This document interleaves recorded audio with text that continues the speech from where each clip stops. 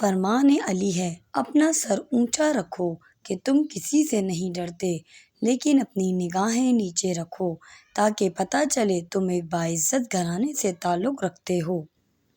اگر کوئی تم سے بھلائی کی امید رکھے تو اسے مایوس مت کرو، کیونکہ لوگوں کی ضرورت کا تم سے وابستہ ہونا تم پر اللہ تعالیٰ کا خاص کرم ہے۔ فرمان علی ہے، اچھے لوگوں کی ایک خوبی یہ بھی ہوتی ہے کہ انہیں یاد رکھنا نہیں پڑتا، وہ یاد ہی رہتے ہیں۔ اچھا دوست ہاتھ اور آنکھ کی طرح ہوتا ہے، جب ہاتھ کو درد ہوتا ہے تو آنکھ روتی ہے، اور جب آنکھ روتی ہے تو ہاتھ آنسو صاف کرتا ہے۔ جس انسان کی جان نکل رہی ہو تو وہ زندہ نہیں رہتا، اور جس انسان سے احساس نکل جائے تو پھر وہ انسان ہی نہیں رہتا۔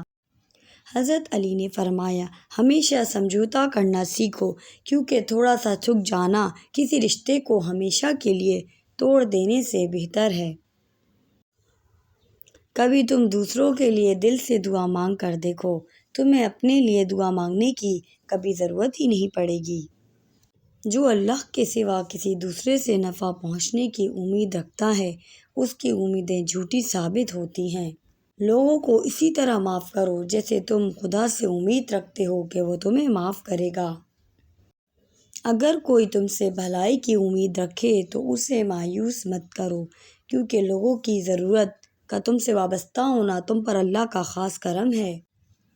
تنگ دستی میں سخاوت کرنا، غصے میں سچ بولنا اور طاقت ہوتے ہوئے معاف کرنا بہترین نیکی ہے۔